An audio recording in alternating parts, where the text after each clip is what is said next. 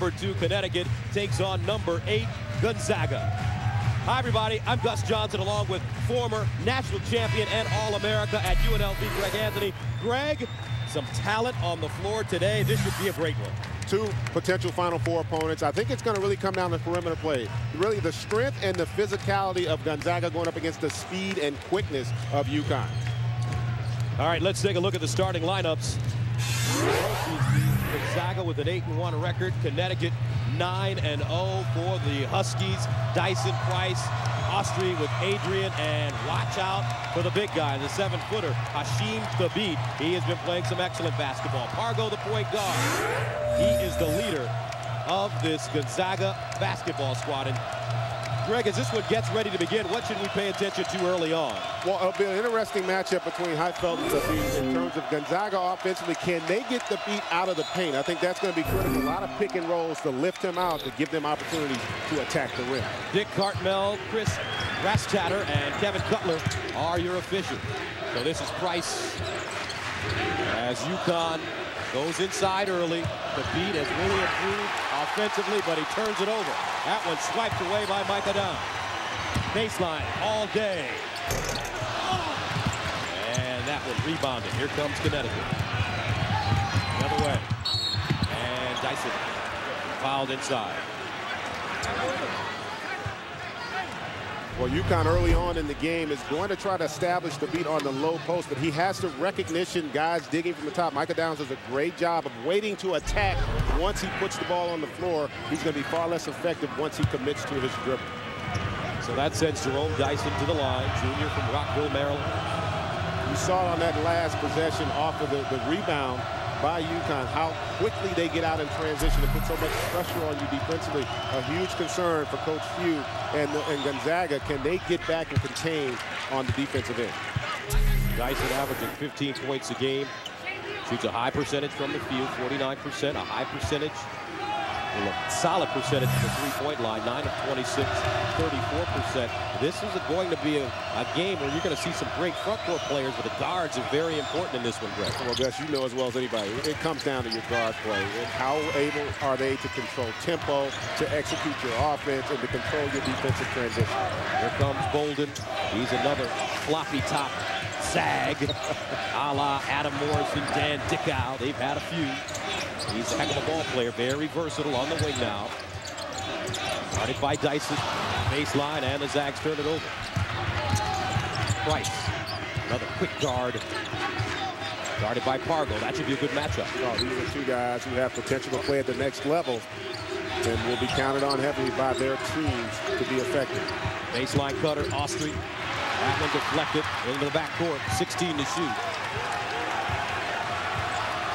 Gonzaga does such a good job of playing passing lanes and not allowing you to blow by them off the dribble. Baseline jump shot, way off the mark for Austri.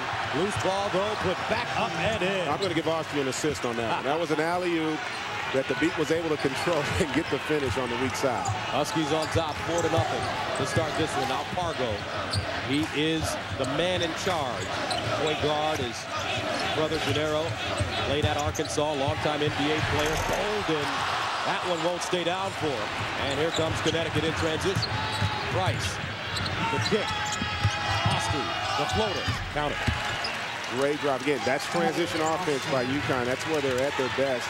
Getting the defensive rebound, getting out and attacking before you get your defense set. 6-0. Gonzaga coming off an 84-42 win over Texas Southern. Prior to that, they picked up their first loss of the season against Arizona in Tucson. But the interesting thing about the Zags, they'll play anybody, anywhere, anytime. And it's not a disappointment for them to lose that game when you base it on the schedule they played, and the fact that Arizona's a top 20 talent. They've had some issues, but it's not about their talent. It's more about the mental makeup of that team in transition after losing Ludos. Adrian, pull-up jump shot, and he knocks it down. Great rhythm for Jeff Adrian. And there's so many compelling matchups. That's another to keep an eye on. Jeff Adrian, his size and strength going up against the versatility of Austin Day. Adrian averaging 15 points a game. Here's a pick and roll. Bolden quickly down the lane. Nice play, double clutch. Can't get it to fall. Dyson the other way. He's got Austri. Dyson to the bucket. Rejected by Day out of bounds. Great play there. Great decision by Day not to commit to the dribble. He really waited to the last minute and allowed his size to take over. And a nice little rejection there right at the end to save a basket. 17:06 to play, first half. These two teams met last year. Gonzaga winning at 85-82. Pargo with a huge game. 23 points. He had 8 in the final minutes. Austria again tried to get his man in the air. Picks it out. Price. Good. What a start. Shooting the basketball by UConn. That last possession, the Zags, Gonzaga goes to a zone with Pargo on the baseline, and they were able to take advantage of it and get the open perimeter shot by Price. 11-2 Huskies. As we start this one, Pargo quiet offensively. He was the West Coast Conference Player of the Year last year. Curls down the lane, the runner in traffic. Short again. Here comes UConn quickly. Austria jump stop the kick. Back down, Austria wide open. Knocks it down again. Woo! UConn off to a great start, folks. They're sending an early message. 13-2 on top of the Zags.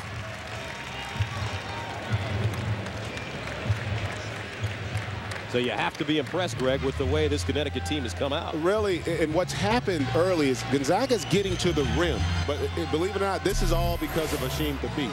Because his presence, even when he's not there, you're thinking about him. And so you don't have the rhythm offensively to finish. They've had a lot of easy layups that haven't gone in because, in essence, right now, I think they feel him. Now let's join Tim Brando in New York. All right, Gus, thank you. We're going to get you out to your audience out to see the conclusion of the matchup between Michigan State and Texas. Game being played down in Houston. Carter Blackburn's got the call. Let's get to he and Bill Raftery right now. A lot of combination of green and white shirts on anything on the floor. 25.2 left. Michigan State is now out of timeouts. Texas has 2 more. Who do you expect to take this shot for the Spartans? Again, it's rough penetration, so it could be Summers in the corner or the post up by this guy. Morgan, the kick out. Summers! Nuggets! Michigan State leads. Will Texas take a turnover? Abrams loses it. Michigan State ball with 13.3. Longhorns elect not to use a time.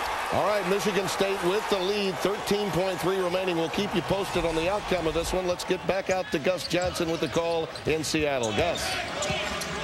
All right, Timmy. 16:09 to play in the first half. 13-2.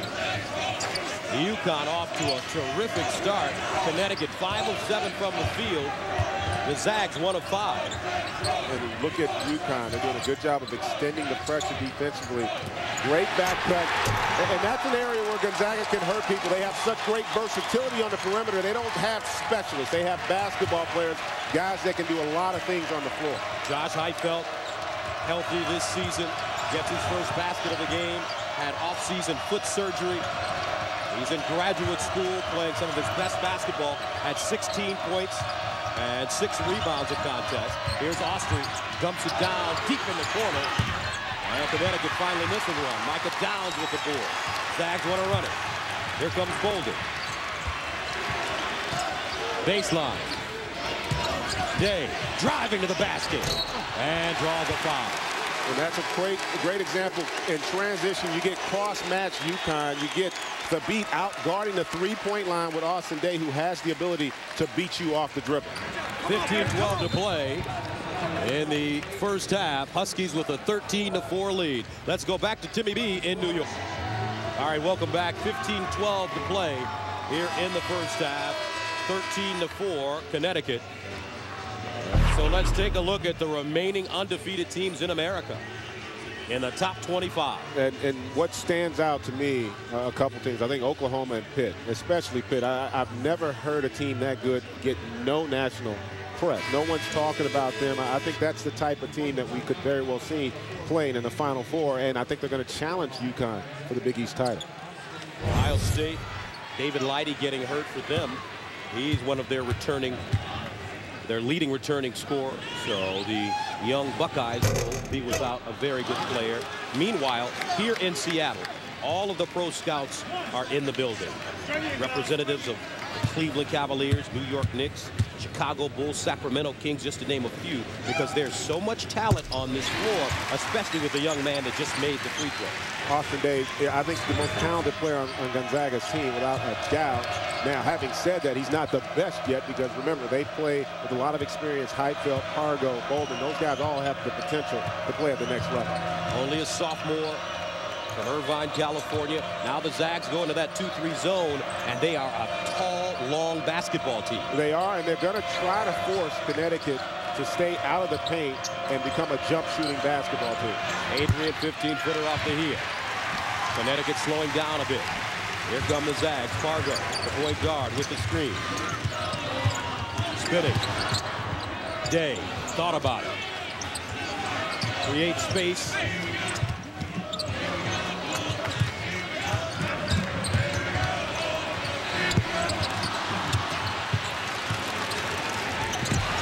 We'd like to welcome those of you that just finished watching Michigan State, Texas. We've got some excitement going on here in Seattle. They call this the Battle of Seattle. UConn got off to an early lead. Zags responding, but now Adrian answers the other way, up and in. As you're going to see, Gonzaga attack the rim a lot more now. The beat's not in the game, so you don't have that shot blocking presence out there. Look for them to be more aggressive towards the rim. That was Stephen Gray, a sophomore from Bainbridge, Washington. Two top 10 teams going at it. UConn number 2. Gonzaga number 8 inside, and a foul coming up on Day. But Jeremy Pargo, he is turning out to be a terrific player. And Heitfeld comes up with the steal, and you can see there was no doubt he was going to attack the rim. No one's there to contest. This young man, what an athlete, and he's done such a good job this year of really running this basketball team. It's about them winning. Talk to him before the game, and that's his only focus. He wants to try to get this team to a Final Four. He came to Gonzaga as a player that was known for just being able to get to the bucket, but he has turned out the beat inside. Off the mark with the left hand, batted around, loose ball, stuck up and in by Edwards, Gavin Edwards. Nice diagonal pass, great catch inside. The basket will not count, a foul on the floor. But talking about Pargo, he's a player that came into this system as a man being able to get to the basket, and that's it. But now he's really worked on becoming the complete point guard. And it's really the reason why Gonzaga's program has risen to the heights that it has, because when you have a guy, a lead guard, who makes great decisions with the basketball, can't be pressured, and really allows everyone else to play to their strengths, that's when, as a basketball team, you're going to be most effective. West Coast Conference Player of the Year last year. Baseline, that one out of bounds, thrown out of bounds by Ira Brown, a senior from Conroe, Texas. Played 5 years of minor league baseball in the Kansas City Royals organization. He was a pitcher. 17-9. Gus Johnson, Greg Anthony with you from the Key Arena here in Seattle. Walker, 15-footer. Short. Gray couldn't hold on. Loose ball tracked down on the baseline. Dyson. And he throws it away. Bolden, front court, Brown, he's got a trailer. Brown, kicking, Gray, rise and fire. And a whistle over the back coming up.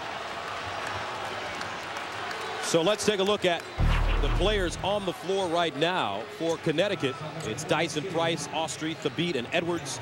And for Gonzaga, Pargo, Bolden, Gray, Day, and Heitfeld. I think Price just checked out. They got the freshman Kemba Walker in the game now, running the point, and Gonzaga has stayed in this zone the last few possessions. It's really had an effect on Connecticut's offense. They haven't been able to penetrate nor get the ball inside to Thabit. And Kemba Walker, you are so impressed. He has the ball right now with this young man from the Bronx. You will not see a player faster with the basketball from in-court to in-court. Baseline, Austrie shows it. Tips down the lane, double clutch, off the heel, picked up Edwards, has it stripped by Gray. Pargo on the move. He's got a great handle on that basketball in traffic. Now Gray, driving, leaning, and gets the bounce. Gray driving, and Gray's instant offense for him. He can shoot it, unlimited range, but he's also pretty crafty to get to the rim. And Edwards, offensive rebound and a foul from behind. And that's one of the problems with that zone. You are susceptible to getting beat on the offensive glass, but the Zags have got back in this game trailing by 6. And welcome back. 11:30 to play. First half, 17-11. Huskies, and the officials are taking care of a clock issue now. As you take a look, 11:30 is on the clock right now. So the officials are going to put some additional time on the clock. 11:50 it should read. So let's take a look at what's happening this week in college basketball. And how about Tyler Hansbrough? I mean, I get questioned all the time, you know, well, he's not going to be a great pro. Forget what he's going to do at the next level. He's a tremendous college player. Sutan, a senior who with the knee injury, they really missed him. 18 points today. And David Lighty, what a huge loss. Probably the most impressive team in the Big Ten early on. He's going to be out for a couple months. And then Warren at Ole Miss was playing so well. 24.5 points a game on the road this season. He goes down at the end of the game against Louisville. That may definitely dampen their chances to have any opportunity to participate, I should say, in the postseason. Got hurt in the last minute of the game against Louisville. So right here, Connecticut got off to that great start. The Zags have responded. Edwards, second free throw going down. He averages 5 points a game. Right now he has 4. Connecticut picks up full court. And Sticks Robinson is checked in now. For UConn, inside Bolden. That one blocked by Thabit. Bolden wanted a foul, he won't get it. There's Robinson. Player has so much talent.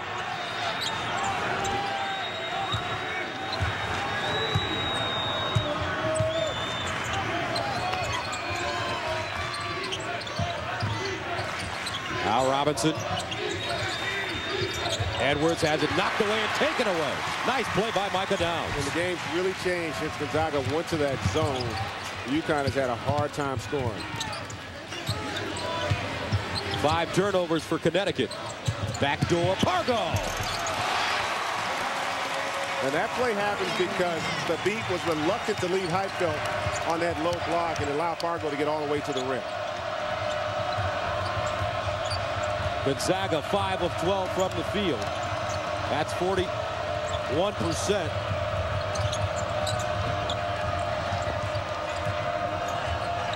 Connecticut 7 of 15, 47% shooting. Ostley 10 to shoot. Spinning inside. Changed his shot. Good defense by Gray. Here comes Bolden. Diagonal pass. Pargo tracking it down. Gonzaga very patient. Heitfeld guarded by Thabit. Great matchup. 2 7-footers. Baseline. Heitfeld.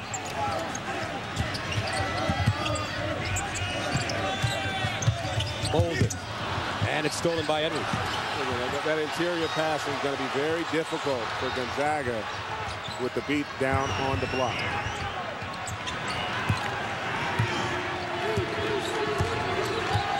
Connecticut 9-0. Coming off a 91-57 win over Stony Brook. Their big wins this season as Thabit gets there and banks it in. Coming against Wisconsin and Miami. Now keep an eye on Hasheem Thabit. You notice how he has to pay attention here to Heitfeld. And when you see Pargo make that cut down the lane, he hesitates that one count and doesn't allow him to get there. And Pargo does a nice job of finishing, using the rim as a helper on the layup. So that sends Thabit to the line. Here's a young man who's from Tanzania. And when he first came to Connecticut, he had problems doing some of the basic things. I don't know if there's ever been a player on the collegiate level who's made as much improvement from his freshman year to his junior year as this young man. There was doubt as to whether or not they would even offer him a scholarship. Now you're talking about a young man who, if he decides to come out, has the potential to be the #1 pick in the NBA draft. Hasheem Thabit averages 15 points a game, 12 rebounds, 3 blocks a game, and he's a great free throw shooter, close to 70%. That's a brick picked up. Here's Price. Diagonals. Sticks Robinson to the basket. Up and in. What an added dimension that Stanley Robinson brings to this team because of the versatility. 9:22 to play first half. 24-13 UConn. Class act. I got an opportunity to spend some time with him last night. Just a wonderful human being. Really appreciates the opportunity the university has given him. And boy, has he rewarded them in kind with just an unbelievable program. They do it the right way. They're successful. And I can't see any reason why this program won't be this way for many years to come. Back in '99, when they advanced to the Elite Eight, Dan Munson was the head coach of this Bulldog squad. He, the next year, went on to Minnesota, and Mark Few took over. But Mark Few, not only has he won a lot of games, he's developing a reputation for being able to coach some pretty good players as well. A lot of talent in this Gonzaga program over the years, including this young man, Pargo, who many feel is destined to play next year inside Gray. And that one goes down. He's off to a great start. And what a luxury to have a guy like that coming off the bench with the kind of versatility he features offensively. So Connecticut got off to a 13-2 run, leading by as many as 11. Now it's a 24-15 game. Skip past Dyson and a whistle. And that's a foul on the baseline. And it will go against the beat as he picks up his second. Visit CBSSports.com for a wrap-up of all the day's NCAA basketball action. Get the latest scores and stats, video highlights, and in-depth analysis from our team of experts only at CBSSports.com.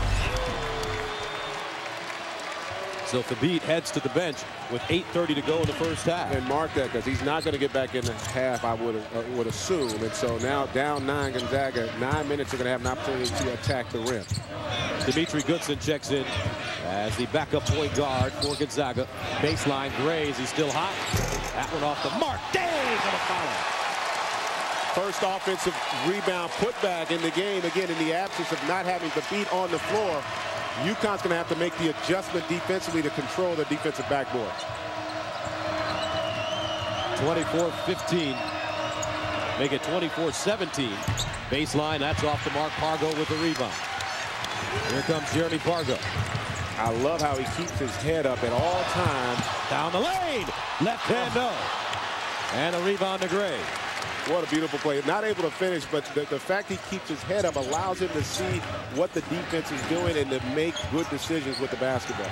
Here's a jump shot off the back rim. And Price with the rebound.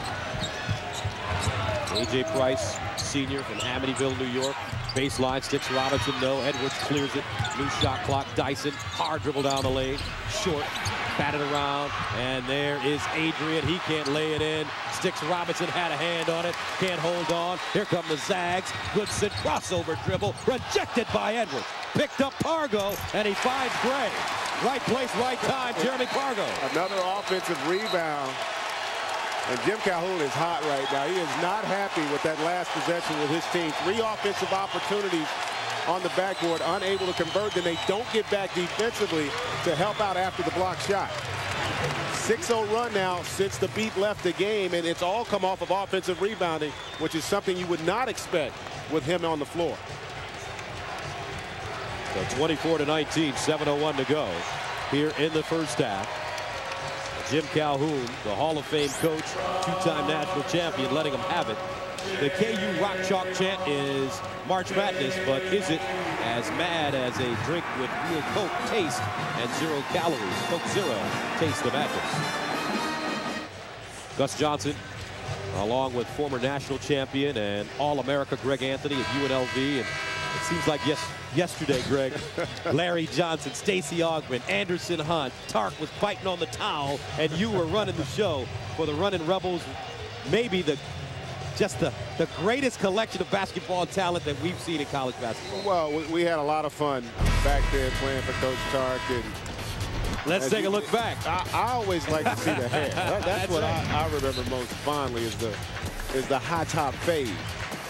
But boy, we had a great time, and obviously Duke had a great program. We were very fortunate to win that game. We really played a perfect game that season in that finals game, and memories that I will keep locked in my head for the rest of my life. That's right. Larry Johnson with you. He always carried you. Yes, I hear on the golf course he still carries you.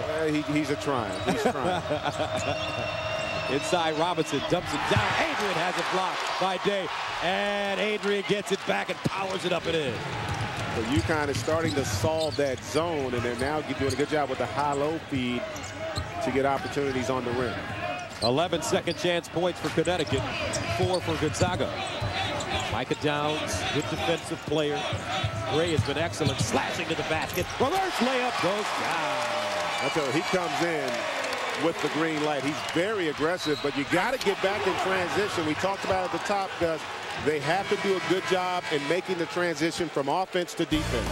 6:17 to play first half. 26-21 UConn. 28-21. All right, Tim, let's take a look at the first half summary. Well, what stands out most is the rebounding. UConn's really done a great job on the offensive glass in particular, but Gonzaga now starting to get a feel for how to score the basketball. 8-3 offensive rebounds. With the beat not in the game, they're able to now attack the rim and either score or get their own offensive rebounds. It's been a real big difference thus far since he's left the game. All right, the beat picked up his second foul at the 8:30 mark of the first half, so he's been on the bench ever since. But this Gonzaga team, although they were down 13-2 early, they've managed to figure out this UConn defense. Yeah, when you look at a guy like the beat, it's hard to prepare to play someone with his size and athleticism. And so no matter how much you address it and talk about in preparation, until you see him on the floor and feel what he's capable of, you have to be able to make that adjustment. I think they're starting to do that, Gonzaga, right now. So Jerome Dyson adds the free throw. 29-21. UConn, number 2 against number 8, Gonzaga. UConn undefeated at 9-0. Gonzaga with only 1 loss. That coming to Arizona, and they've played some tough teams. Oklahoma State, Maryland, Tennessee, Washington State, Arizona as well. Now Connecticut. Here's Pargo posting, showing a different side of his game. Gets inside and banks it home. And that's going to be a huge event. Something he did last year up in Boston against his team. And right now Gonzaga's going to 4 guards. They're playing Bolden at the power forward position, forcing UConn to make the adjustments so they can basically post Bolden and Pargo and put UConn in a bad way. As you take a look at some of the key non-conference games for Gonzaga this season. And the only one that stands out, obviously, the loss to Arizona. But look, Arizona to me is a top 20 talent. And when you play a schedule like this, they'd only play 3 home games. Most big-time programs are going to play 7 home games early in the season. But because they recruit nationally and are building their program, they go out and attack against anybody. Nice play by Dyson off the inbound. Bolden the other way. He's been quiet offensively. Goes hard down the lane. Tried to wrap it around for Heitfeld. And that one deflected.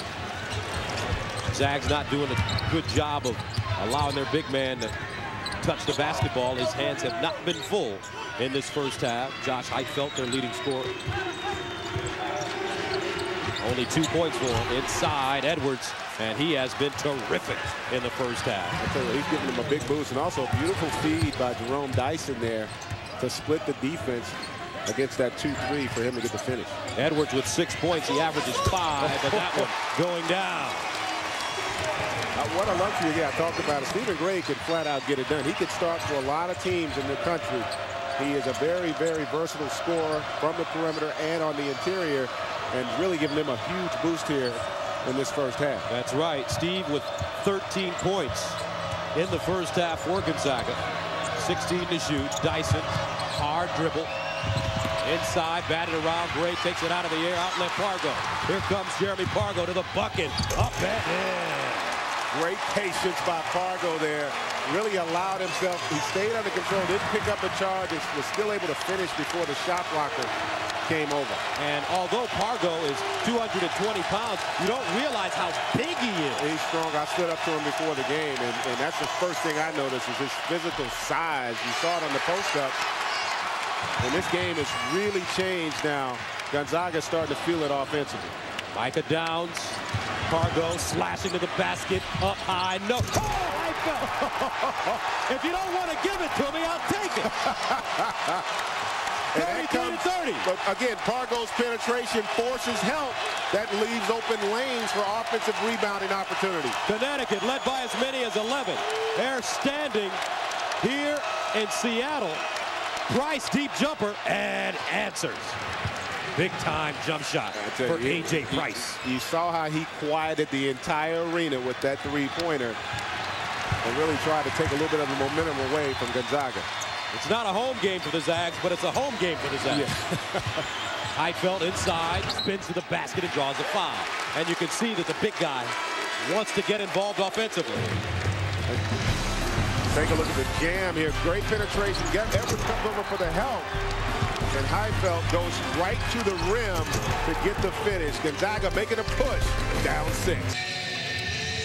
All right, time now for our AT&T in-game analysis. Both teams, when you look at it from UConn's standpoint, they only have the 4 transition points and 6 guard points in the paint. Gonzaga's got 4 points in the paint right now, but they've gotten all of those since the beat left the game. He was such a factor early on. Now, near the end of today's game, we'll select a Chevrolet player of the game from each team. In recognition of continued excellence on and off the court, Chevrolet will make a contribution to the university's general scholarship fund to support the development of new technologies and innovations. 3:08 to play first half. UConn with a 36-30 lead. And Jeremy Pargo has started to show his leadership abilities in the first half. And you know what? The light flipped. The light switch came on when they saw the beat not in the game. And Mark Few recognized he went to the smaller lineup, and it allowed his guys to use that size and strength to attack the rim. So now Heidfeld at the free throw line. Coming off a 21-point game against Texas Southern. So let's take a look at the Josh Heidfeld blog. I love him because he plays in space, meaning he can be effective on the inside or on the perimeter. He has a very nice shooter's touch, so he can run him in and pick the top. The real question this year is his leadership, which has been solid. That's one reason why Gonzaga, to me, is a Final Four favorite. Heidfeld heads to the bench, 6 points now. 2 of 2 from the field, also a couple of rebounds. 36-32, approaching the 3-minute mark of the first half. Gonzaga back into the zone. Price, along with Edwards. Walker back in. On the baseline, Mandeldove, number 32, is checked in. Spot duty, and Dyson in an offensive foul. This will go against UConn.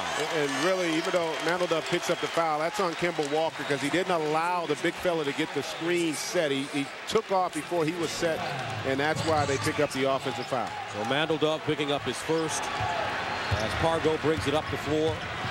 Guarded by Kemba Walker, the freshman from the Bronx. Pargo driving, stops, kicks, downs, rises, and hits. You talked about when we came back, Pargo, pick and roll, getting into the paint, forcing help, finding shooters because he keeps his head up. So after being down by 11, Gonzaga has cut the UConn lead to 1. Edwards, can he get the bounce? No. Batted out. And the rebound goes to the Zags. Here comes Pargo. Gonzaga with a chance to take the lead. Pick and roll. They're going to run this until UConn proves to them that they can guard it. Pargo to the basket.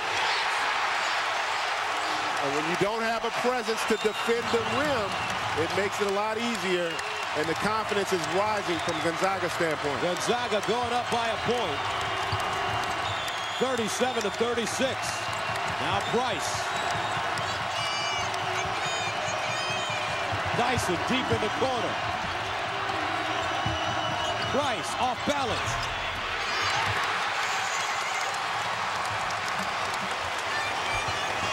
Connecticut now 14 of 31 from the field. Make that 14 of 32. Now you're a fan of the NBA game. That's a little bit of a heat check there. He didn't want to wait for that pick and roll. The problem is it leads to an opportunity like this in the open floor. And Foster off the bench. He's a 7-footer. Getting all the way down the floor to pick up the rebound. That's a huge play that UConn doesn't convert because you know what's coming now. They're going to continue to run this pick and roll until Gonzaga proves that they can stop it. Here's Pargo. Foster comes out the screen. Pargo turns the corner, wheels, stripped on the way up. A.J. Price in control now. Although early on, UConn had the big lead, they're not going to be disappointed basically being tied in essence, a road game. and not having to beat in the game for the last 8 minutes and 50 seconds. Price tried to needle it inside, stolen away by Steve Gray. Nice play. Gray has been one of the huge leaders for this Gonzaga squad. So the shot clock is turned off.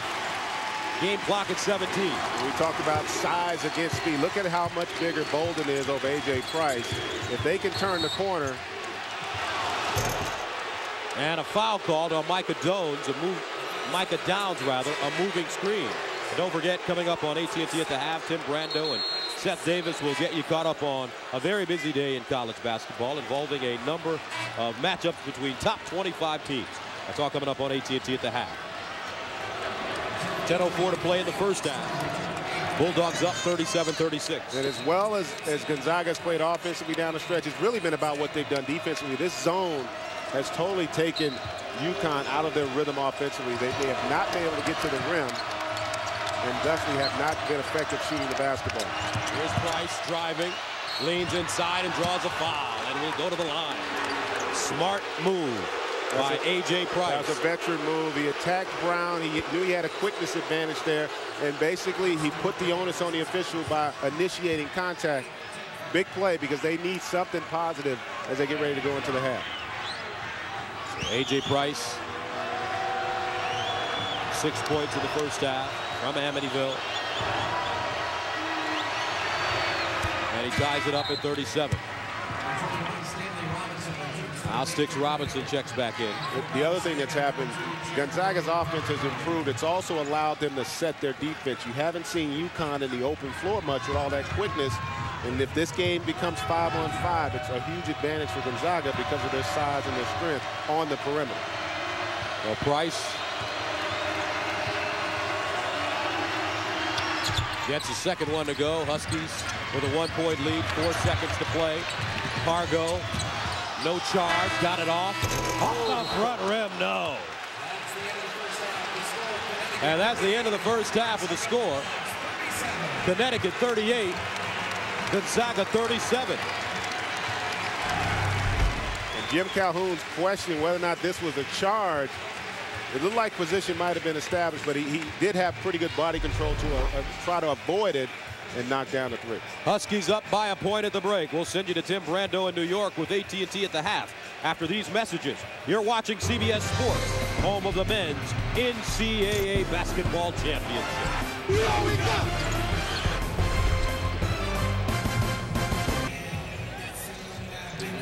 All right, 38-37, Connecticut with the halftime lead. Gus Johnson along with Greg Anthony.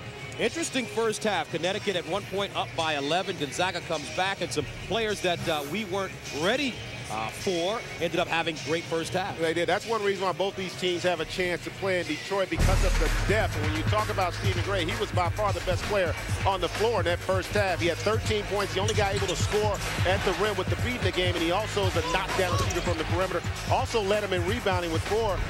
But UConn got a huge boost from Gavin Edwards as well. He came in and provided an interior presence, scored 6 points, also was active on the offensive glass, 6 rebounds in that first half. One reason why both these teams right now competing in a 1-point game. All right, let's take a look at the Bud Light first half stats. How about the field goal percentage for Gonzaga? That, to me, is really impressive. Remember, UConn, one of the best defensive teams in the country. They're shooting almost 52% from the field, and they've done a great job defensively of containing the transition of UConn. They've made them a half-court team, and that's why they really struggled the latter stages of that first half.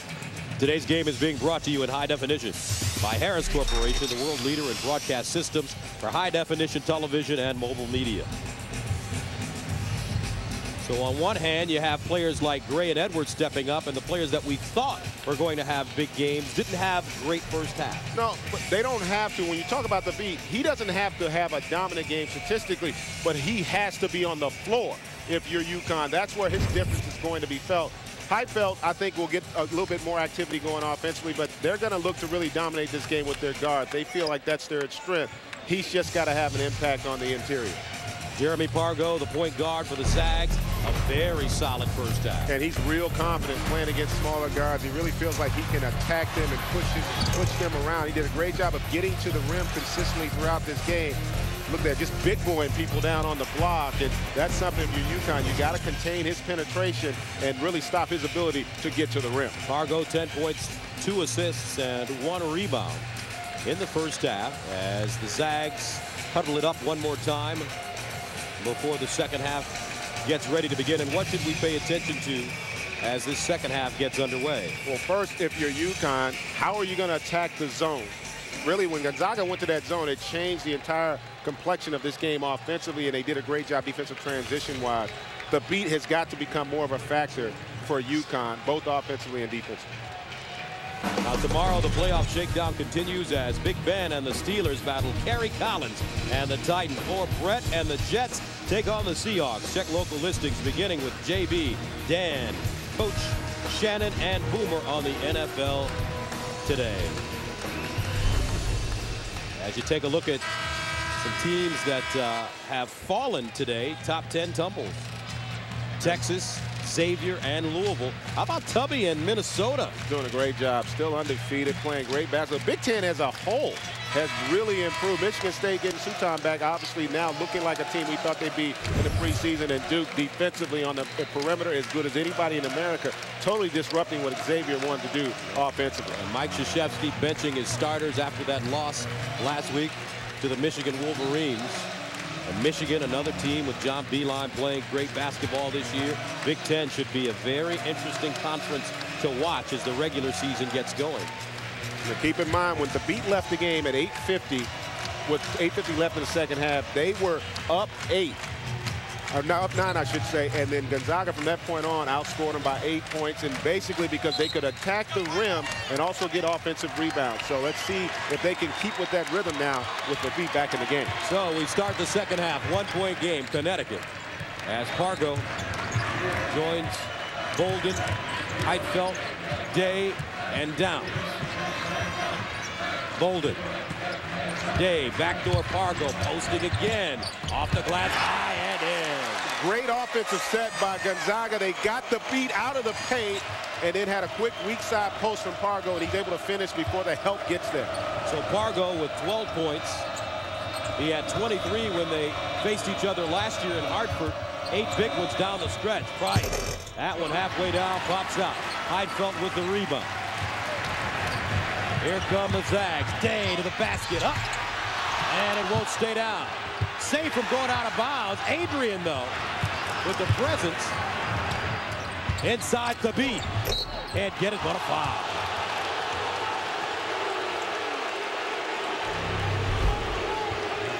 Now take a look at the Beat right here. Watch how he elevates up off the paint, and then you're going to see them run a UCLA rub cut right there to the block. Weak side post, and see the Beat never goes down. Why does that happen? Because he's got to honor Heitfeld on the perimeter with his ability to shoot the basketball. That's an adjustment Jim Calhoun's going to have to make as we play the rest of this second half. So Pargo all alone in the backcourt, nobody watching him. He's found a soft spot there to be. First free throw good. Great thing about a 7-footer is when you see he can shoot free throws, and he's close to 70% from the free throw line this season. And he's only going to get better, folks. He still has to think about a lot of the things he does on the floor. Whenever you think as an athlete you're not nearly as quick or aggressive, that will come with time and as his instincts grow in terms of how he plays the game of basketball. Dimitri Goodson is checked in. He's the freshman from Spring, Texas, right outside of Houston. Backdoor, Bolden, blocked with 2 hands by the Beat. Well, that's goaltending. Or is it a foul? I think it's a foul, and if it is, it's his 3rd.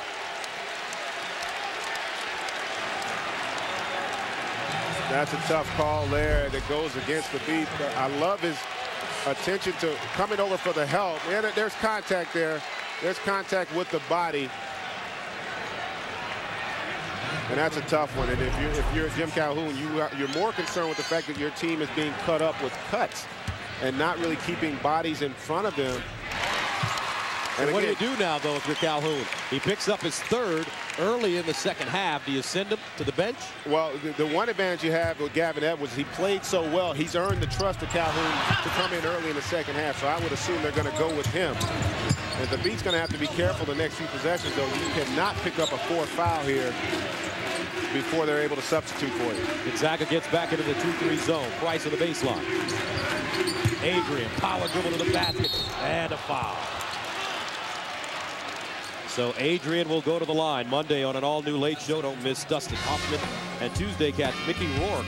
Plus, find out if Dave can knock the meatball off the Late Show tree, only on CBS. Third foul on Micah Downs, who will now check out. Stephen Gray will replace him. Jeff Adrian at the line, 6 points today. First one off the mark. Now the beat heads out of the game. Edwards coming back in. Downs out of the game. And Steve Gray comes back in. Huge advantage for Gonzaga. They can go small and have the luxury of knowing that the beat's not in the game. They're a much better team small, I think, than UConn is because they have more versatility and size on the perimeter. 40-40. Game tie.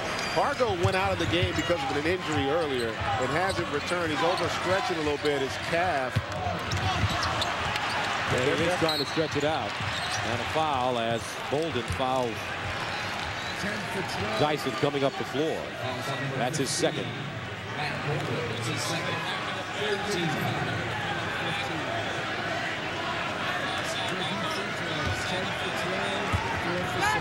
So Price will walk it up with Edwards, Austin, Adrian. And there's Pargo trying to get loose. For UConn, you got to get the basketball at the free throw line. That's the one area they've had some success. Right up there you go. Adrian inside, no. Cleared by Day. Goodson, he's also a burner. No look pass to the baseline. Bolden up and in. Count another foul. We talked earlier about the quickness of Kemba Walker, but Goodson also has got some rocket fuel going. Great push, good no look. And again, with no defeat, you don't have the presence and the shot blocking ability. You're going to see Gonzaga continue to attack the rim. So Bolden going to the free throw line. He was all West Coast Conference last year. Adds the free throw. And Gonzaga takes a 3-point lead. They were down by 11 in the first half. Now a half-court trap. Looks like a 1-2-2. They back out of it into the 2-3 zone. Price, backdoor the baseline. Dyson lifted up, no, but a foul. And there's a perfect example. Get the ball at the free throw line in the middle of that zone, force that help, and then you're able to make plays here. A.J. Price runs a pick and roll, and again, Heitfeld has to step up. It doesn't allow him to guard the rim. Heitfeld picks up his third foul. So now Mark Few has a decision to make. The chess match gets even better. It is, but it's a bigger concern right now for UConn than it is for Gonzaga because they don't feature Heitfeld defensively nearly as much as UConn does with the beat. So Micah Downs will do the job on the interior. And remember, with that zone, it gives you the luxury of not having to feature him from a defensive standpoint. So Heitfeld checks out of the game. And Micah Downs comes back in. Downs is a very good defender. 6'8", very long, kind of like the Andre Karolinko type. And the scouts view him as that type of player at the next level. He's not going to be a big-time scorer, but he's just got a great knack defensively, and his size allows him to guard multiple positions. Here's Goodson. Got a great handle on the ball. Pargo still on the bench. Bolden. Got a solid handle in space. Gray. Offensively, he's been stellar. 13 in the first half. Turns the corner. Kicks it. Day. Fade away. Got it. Nice. I was about to question the shot because he had the jumper initially, wouldn't take it. Ended up taking a tougher shot, but able to knock it down. Edwards dumps it down. Day takes it away. Here comes Goodson. The burner. Down the lane. And has it stolen. Dyson picked his pocket. Bam! And that's a huge play. Remember, Pargo's not in the game right now. He would be normally the one controlling tempo. And that's just a young mistake there by Goodson. You know, he's getting caught up in the hype of the moment in the game. This is the biggest game he's probably played in his young career. And great play there by Dyson to come up with the steal. So now, interesting, the beat ready to check back into this game, Greg, with 16:43 remaining. Don't forget, year after year, more people watch CBS than any other network. From all of us here at CBS, we're wishing you the best this holiday season and looking forward to a great new year.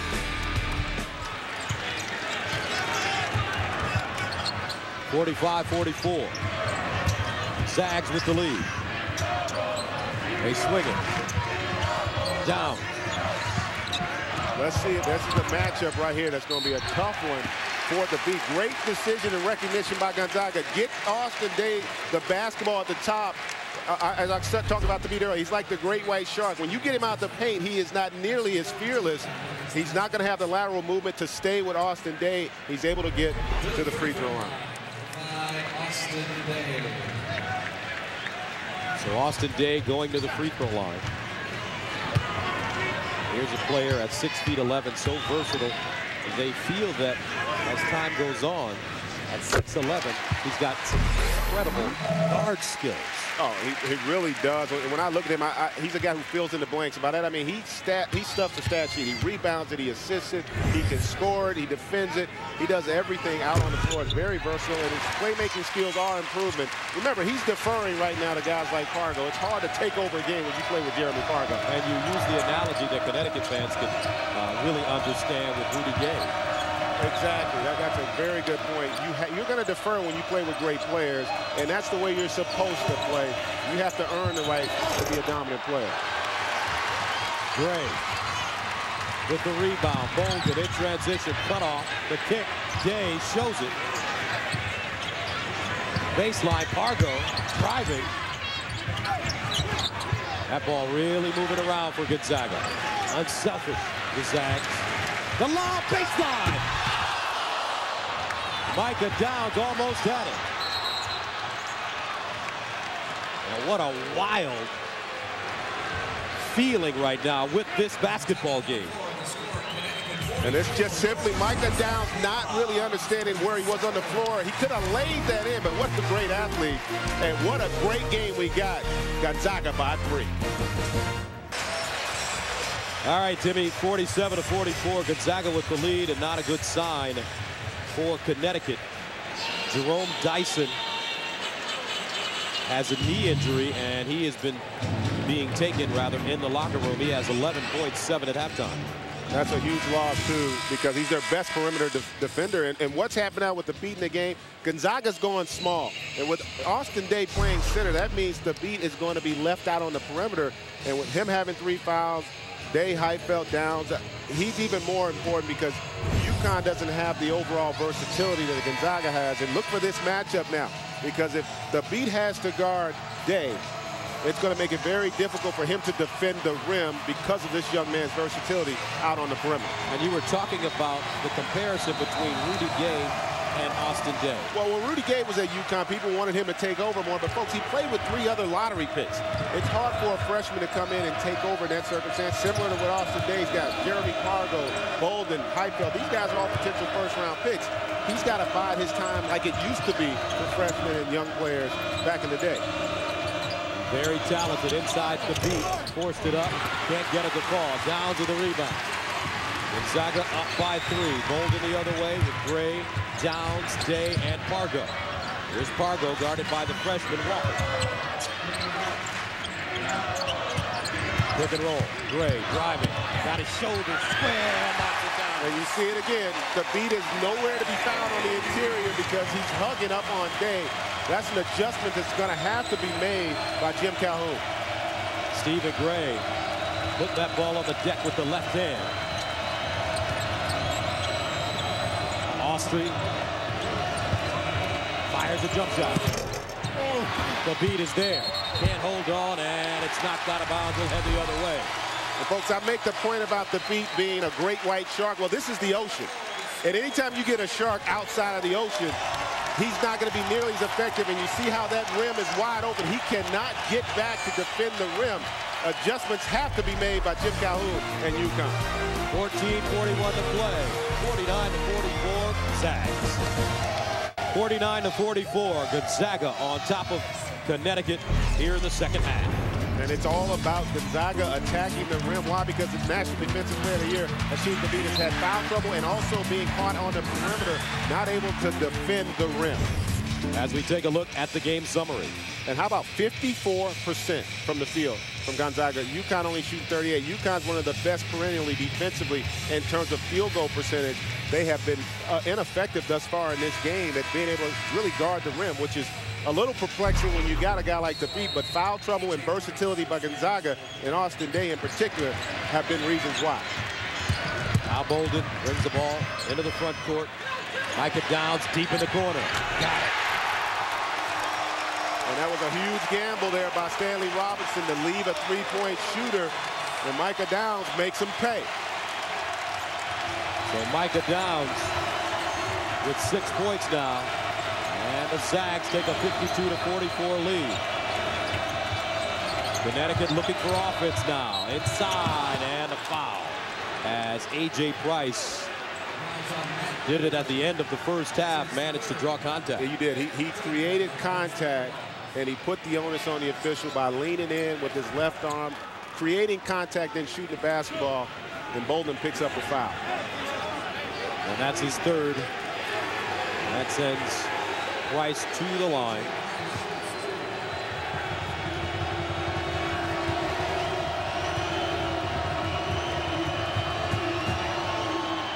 First one good. What's the book on Price? Well, I think he has untapped potential. You just saw it there with his mid-range game. That's where he's at his best. And the collar, the Huskies collar, that's defensively. He's got to get after it, especially now. He's given up a size advantage to Pargo, but he's got to figure out a way to keep him out of the paint. 52-46 now. UConn picks up man-to-man full court. And a reach-in foul coming up on A.J. Price. Downs had it. 16-8 run. Zags.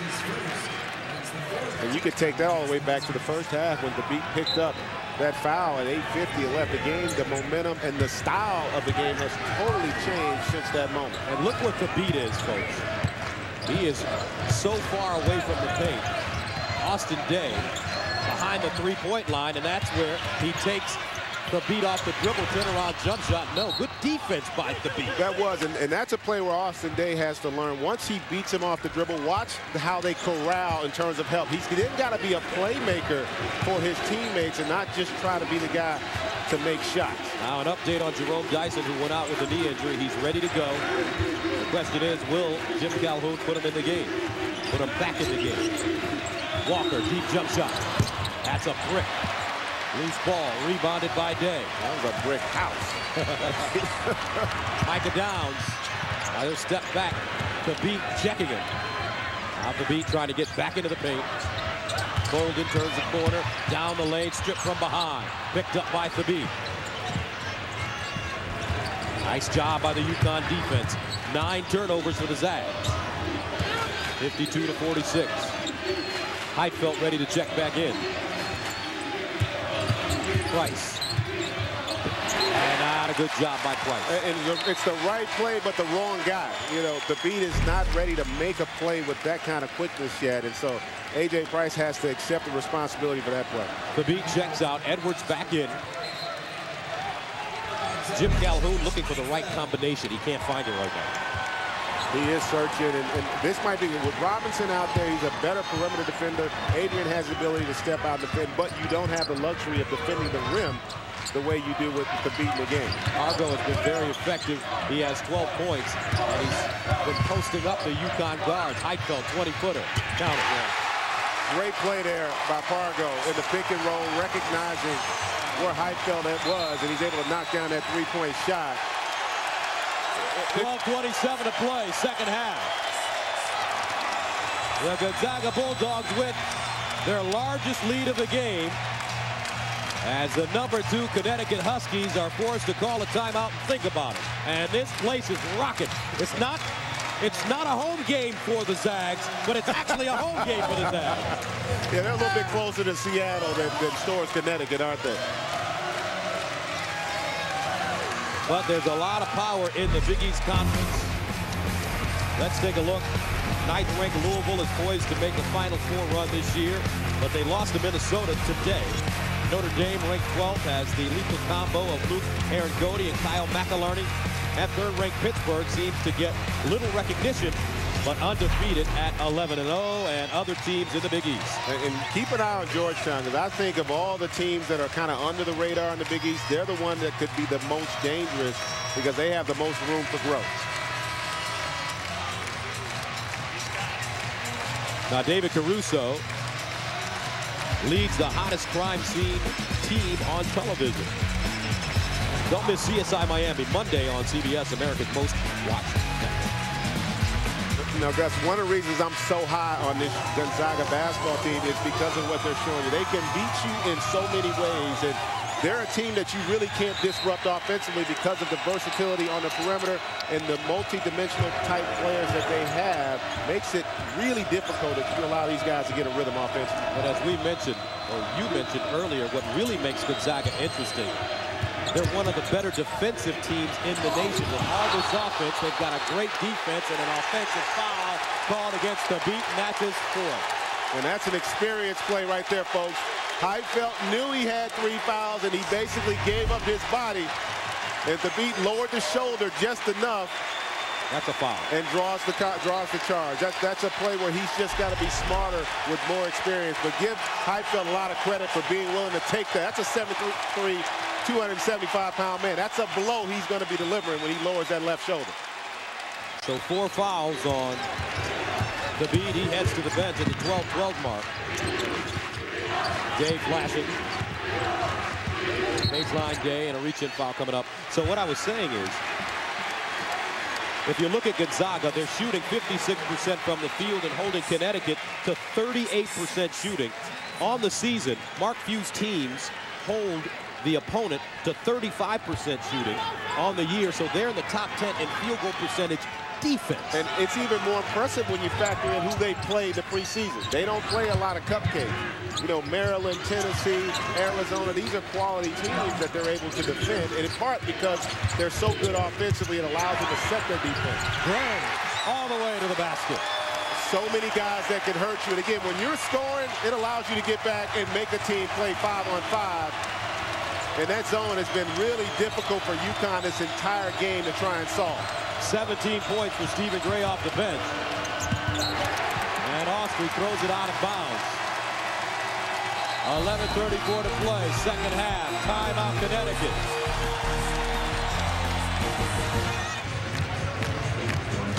Welcome back, 57-46. Gonzaga in complete control of this one, and they have to be considered one of the best teams in the West. Who else can play out West? Best in the West. Who's best out West?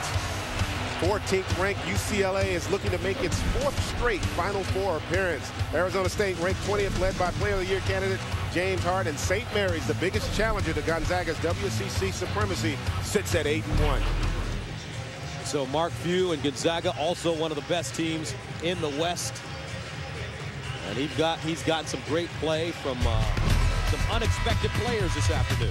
And Stephen Gray, what a luxury to have a guy with this type of versatility offensively coming off the bench. And he is able to attack the rim. He can knock down jump shots.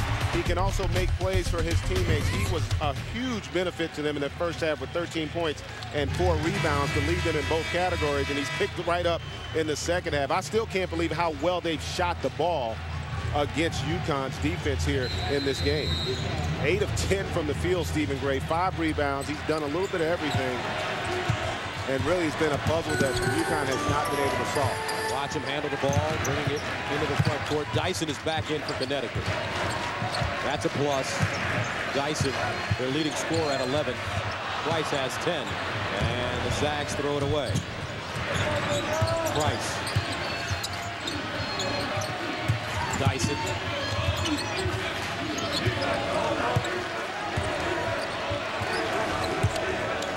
And that zone has given Connecticut some problems today. They've not been able to solve it. You know, Gonzaga's a long team, and that's, even though they knocked that down, that's what they want you to do, UConn, is to shoot from the perimeter. Heifeld and the front court up and in. Gonzaga beating Connecticut down the floor. And this Connecticut team not themselves, and maybe travel one of the reasons? Oh, I don't think there's any doubt. They had a difficult trip trying to get here. Inside, sticks Robinson. They had to split their team up in terms of traveling. They didn't all come here together. Some went through Phoenix. I think some went through somewhere else on the West Coast to get here. And they wanted to come in Wednesday night, couldn't get in until Thursday. They did not practice really hard yesterday, thinking that maybe they could save their legs, but they haven't had those legs here in this game. Baseline jump shot off the mark for Austin Day. Well, you're a pretty good announcer. Well, I won't go there. But it's definitely had an effect in this zone. And this is one of this is something for Jim Calhoun. You actually like to see this because it's going to allow you to see where you have to improve if you want to make a run in the national championship. Rice again. Batted around. Micah Downs kicks it out. Fargo. He's got Day and Gray. Here's Fargo. Peels it back and throws it away. Rice in the front court. Driving and a reach-in foul coming up from behind on Gray. Now Monday on CBS, celebrate the holidays with a bang, a big bang. Don't miss the Big Bang Theory Monday on CBS, America's most watched network. Mark Few, 10th year as the head coach at Gonzaga. He is such a good basketball coach. Edwards, nice play inside. Connecticut very effective off the inbound. And we're all of a sudden, this UConn team keeping their composure. Jim Calhoun has been searching for the right combo. And he may have found it, and Mark Few knows it, so he calls a timeout.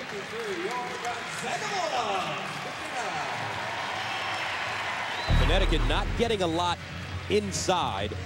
Adrian and Thabit, their season numbers well below, 6 and 7. Dyson at 11 today. He averages 15. Well, Dyson's been reasonably solid, but you made the point earlier about Gonzaga defensively. They're much better than people realize. They have a great understanding of where they're supposed to be. They always have 5 sets of eyes on the basketball. And as an offensive player, it makes it difficult for you to get into attack mode. What does that mean? That means that they know where the ball is. You never see guys not having an understanding or an awareness of where the basketball is. And when you're an offensive player and you see 5 sets of eyes on you, it makes you less aggressive to want to attack. And that's why you see UConn on their heels so much offensively. They're not in attack mode. Now, if you're UConn, the strength of their team is being able to get the ball inside to whether that be Adrian, Thabit if he's in the game, and even Edwards today. Against that zone, how do they get it there? It's tough. It's also because they haven't gotten any rhythm in transition either. So they haven't gotten the easy baskets. Everything has been difficult, and it's been 5-on-5. That's something UConn's not used to. Typically, they're able to turn you over and get out in transition. And there's a turnover there, but Dyson just can't hold on. And that's what they've been missing in this game. And part of it is because Gonzaga is such a good basketball team. You know, you're not going to overwhelm them physically like they have some of the other teams they played this season. No possession. 9:17 to play in the second half, 59-53. Heidfeld playing with 3 fouls. He has 11 points. He's their leading scorer on the season at 16 a game. I like this kid here. Micah Downs, unselfish, versatile, good defender. He also has a great handle on it. Bolden, bad shot. And the rebound goes to Adrian. Diagonal pass. Dyson, he's bumped and fouled by Bolden. Next Saturday, the road to the Final Four continues on CBS as West Virginia clashes with 17th ranked Ohio State. That's next Saturday right here on CBS Sports, home of the men's NCAA basketball championship. So with 9 minutes to play in the second half, Gonzaga is over the limit. Connecticut will shoot 1 and 1 right here. 4 fouls on Bolden. He checks out. They bring the freshman back in, Dimitri Goodson. So all of a sudden, the balance of power is shifting.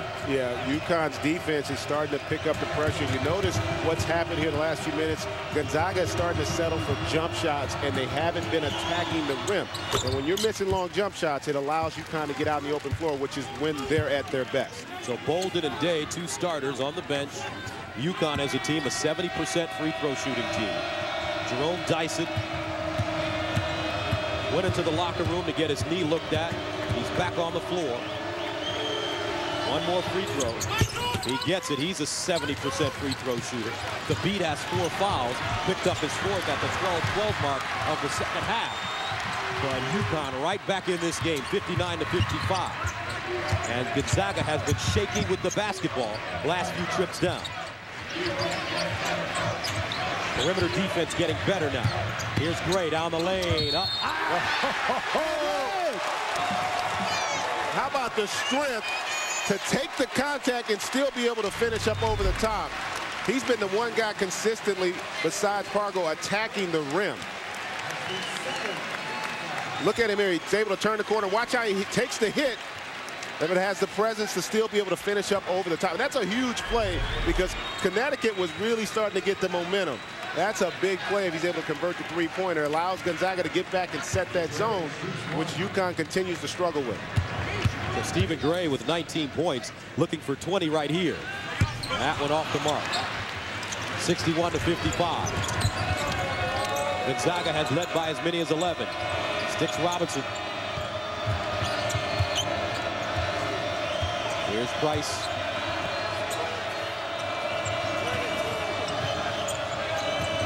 Inside Robinson.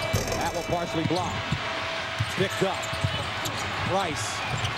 And he saves it from going out of bounds. Up top, Dyson. Kicks it down. Price again. Oh, got it. A.J. Price comes up with the loose ball in traffic, resets their offense, then knocks down the three-pointer on the weak side. The Amityville Horror. He has 4 threes today. Heitfeld up top and answer. And Stanley Robinson, big rebound. Robinson fighting for that rebound. He's been the difference defensively. He's guarding somebody on the perimeter, and it's been very effective for UConn. You notice Gonzaga's turning into a perimeter shooting team. Price again. And that's worked to the advantage of UConn. Gonzaga's got to get back to attacking the rim. There's no defeat out there. They have got to get the basketball to the rim. And a timeout called. 7:24 to play in the second half. 61-58, Gonzaga. Tale of two halves. It really has. And Gonzaga got a little bit of a flow towards the end of the first half to get back in it. And here, the latter stages of this half, you're seeing UConn starting to really flex their mojo a little bit and start to get after it defensively. And we've talked about how Coach Calhoun has been looking for the right combinations, especially on defense. I think he's found something with his perimeter defense and certain players getting in there. Well, Robinson's huge for him. He's the one guy who gives them size and versatility defensively on the perimeter. And when you're a team like Gonzaga that's going to run a lot of pick and rolls, when you got a guy with that kind of length, it's going to make a difference. And Gonzaga has become a perimeter-oriented team here the last 2.5 minutes. Only 1 field goal and only 1 attack at the rim when Gray was able to get the foul and the free throw. So Heitfeld at the free throw line. Gets it to go. 7:21 to play in the second half. Gonzaga has led by as many as 11. UConn is led by as many as 11. Pargo checking out of the game. He'll take a quick blow as Austin Day re-enters. Now they'll put Gray on the free throw line and bring Day out. I'll be interested to see now, without the starting backcourt for Gonzaga, how effective will the zone be? Because now you're going to have Gray in the backcourt, and that's going to make it a little bit more interesting, I think, going outside with Goodson. I think UConn might be able to take advantage of that and get into the interior of that zone. If they can do that, they can be effective at scoring the basketball. So Heitfeld, 12 points and 3 rebounds. Second one good. 63-58. Gonzaga, 7:20 to play, second half. Here comes Price, Edwards, Austrie, Adrian,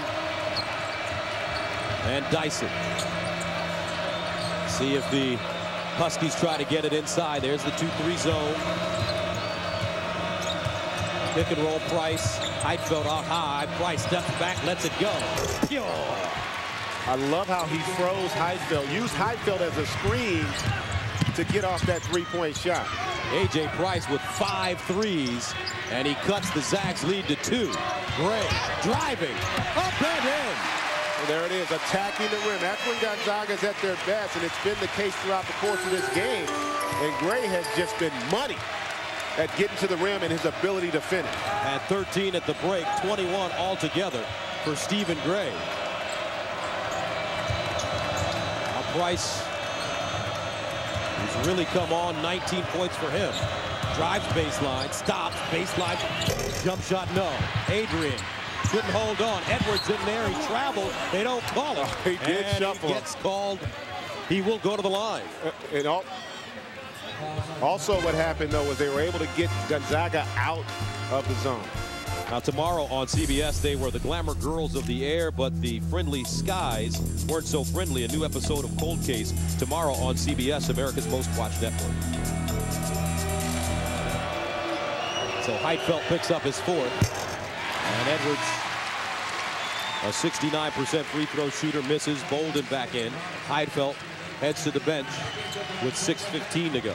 And this is one reason why I think both these teams have a chance to get to the Final Four. You can't always rely on your best players to be effective, and Gavin Edwards is coming and giving them a really nice boost off the bench in the absence of the beat. And we talked about Stephen Gray and what he's able to do offensively for Gonzaga.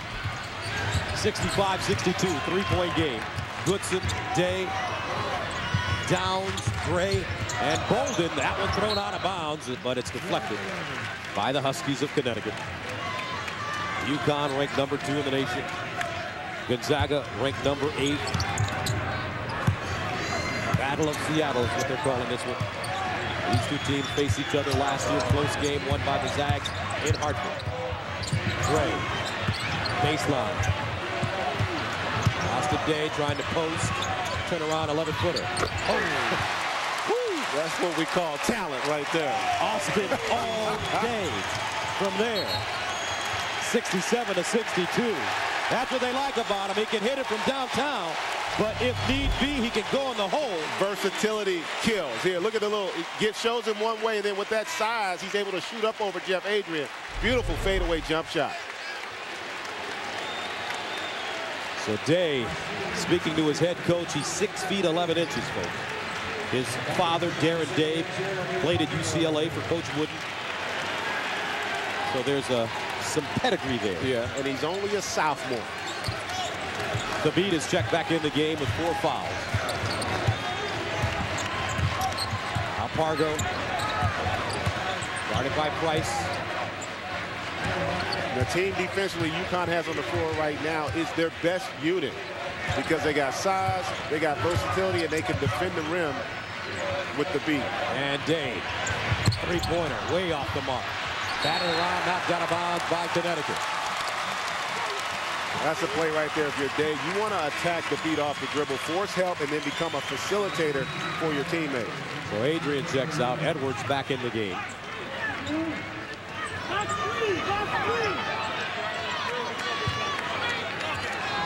Fargo the inbound. Almost stolen away and kicked out of bounds. No, they say it's by Dyson. In a foul situation, the beat has 4. Bolden has 4. Heidfeld has 4.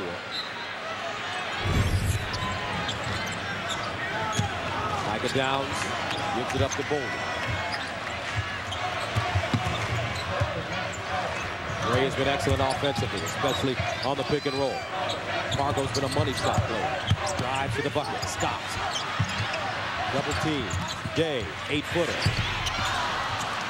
Price now, hard push into the front court. He's got Dyson on the wing. Feeds him off the glass, got it and the foul. And that's a point guard right there. That is the decision. He held it to the last second, and he allows Dyson to attack the rim without using the dribble. And Dyson's able to finish up over the top of Day. Beautiful play. And again, the good defense allows UConn to get out in transition. So Dyson, 15 points at the free throw line, trying to make this a 2-point game. He's 7 of 7 from the stripe. And I jinxed him. Yeah, you did, but how big's he been since he's come back from that knee injury, both defensively and obviously offensively as well. 67-64. Micah Downs steps into a 3. Batted out, picked up, Adrian. Here comes Price. Connecticut trying to get even closer. UConn patient. 2-3 zone still by Gonzaga.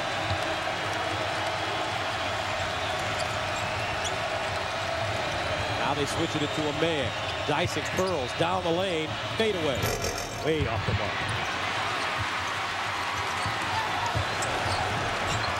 Fargo the other way. Under 4 to go. If you're Gonzaga, you want to get something going to the rim. Gray deep. Rims off. Batted up. Saved by Edwards. Great job by Edwards. Here comes Price. A.J. Price with that New York City style game as a point guard. Gets to the cup. Deals it down. Up and in. Sticks Robinson. He cuts the Gonzaga lead to 1. And really what's happened is Gonzaga starting to rely on just shooting from the perimeter. What got them control of this game was their ability to win the dribble battle and get to the rim. They've gone away from that, and that's allowed UConn to gain momentum in this game. 67 to 66. Number 2 versus number 8. Connecticut has trailed by as many as 11 in this game, but fought their way back. Great coaching. Connecticut found the right defensive combination. Fargo kicks, downs, rises, and hits. And even that 3 comes because they attack the rim. You can get a rhythm shot because Fargo gets in the interior, and Downs is able to step into that shot in rhythm. 3 threes for Micah Downs. The lead grows to 4. 2:35 to play. Here in the second half, 15-footer no. Edwards rebound, and he fouled from behind. How big has Edwards been for UConn, especially on the offensive glass? 2:29 to play, second half, 70 to 66, Gonzaga. UConn heading to the free throw line. Anthony, 2:29 to play, second half, as we reset it for you. You know, the turnovers are low, what you expect, and it's been a physical game, so both teams now going to be in the penalty the rest of the way. But how well played has it been thus far early on? Both teams have had their moments, and I've been impressed with the way both have responded to the adversity throughout the course of the game. And this young man, Gavin Edwards, has had a terrific afternoon. And games like this, you want to find out who you can trust as a coach as you move forward. 9 points, 11 rebounds off the bench. I mean, those types of performances will allow teams to win championships. You got to have X factors, and Edwards has been that for UConn. And coming into this game and into this season, the question for Edwards was toughness, and he's shown that he's a tough player today as he knocks down 2 big free throws. He's been huge in the paint. He's really done a good job of controlling the backboard both offensively and defensively, and he's given them an option for someone to score the basketball. He has just been huge for UConn. So Edwards with the double-double, 11 points, 11 rebounds. Here comes Gray in the front court. He's been awesome with 21 points. Now Fargo. Heitfeld back on the floor.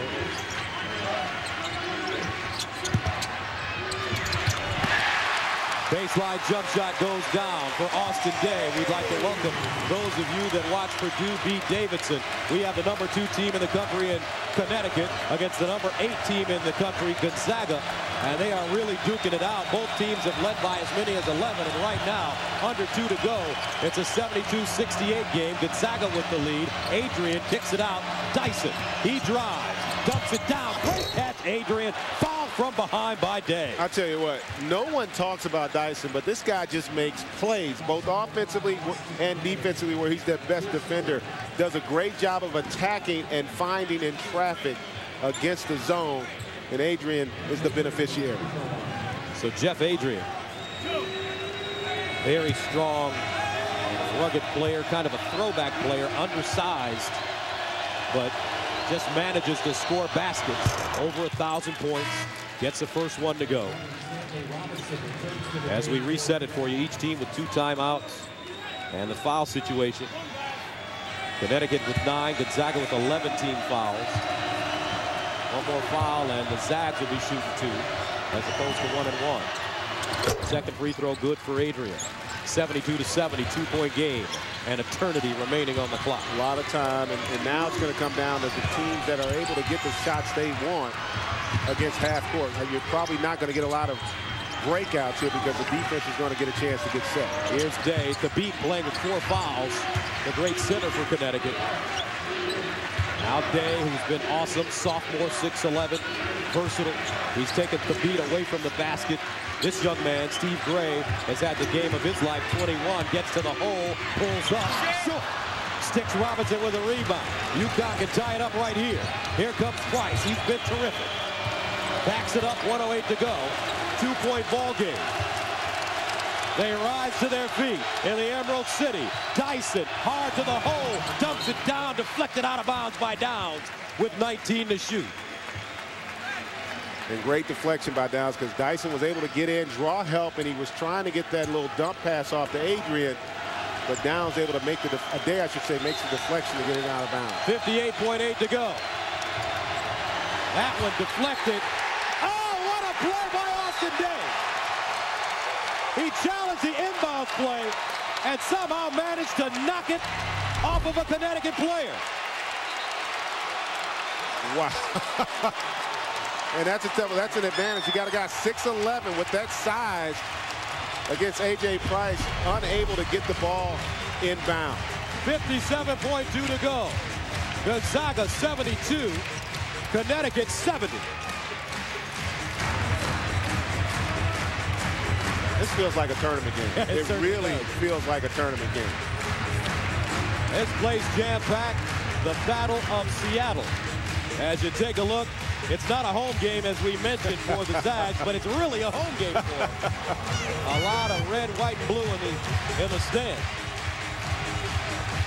And I've been impressed by both teams' toughness. You know, UConn battling back, dealing with the foul trouble for the beat. And then Gonzaga, with their ability to attack the rim offensively, really executing solidly, giving themselves an opportunity here. 2-point lead, 57 seconds. Again, I think that you want to make sure you get quality possessions. We talked about turnovers and mistakes being an issue down the stretch. UConn is the first to blink. Let's see if they can respond with a stop here and give themselves an opportunity to tie the game. Connecticut, though, with great defense in the second half as the beat heads to the bench. And this is a decision made by Jim Calhoun because he knows that Gonzaga is going to have 4 guards in the game. He wants to have people who can defend, contain penetration. Plus, you don't want to have an opportunity where the beat possibly picks up that last foul because this has a chance to go to overtime. And it's really simple for Gonzaga when they get it in the front court and run their set. The pick and roll has been very effective with Pargo and Gray. And from time to time, they've been able to find a shooter on the weak side, and it's been Micah Downs. That ball is kicked by Adrian. So with 56.9 to play, 72 to 70. And now Mark Few will get Matt Bolden back in. And he will serve as the inbounder. Michael Downs heads to the bench. We talked about versatility. That's what Gonzaga has. They got 4 guys on the floor who can all make plays with the basketball. Dangerous pass. Edwards. Pargo, the point guard and leader, throws it away. So here comes Connecticut. 72 to 70. Trailing. Dyson. Adrian. Price has been the money player. Driving. Stripped and foul. So A.J. Price will go to the line. And you called it money player. A.J. Price has really figured out how to attack this zone. He's done a great job in the mid-range game at attacking the rim and creating contact. And this is Mark Few's reaction to the turnover from his senior. Tough break. He got trapped in the corner.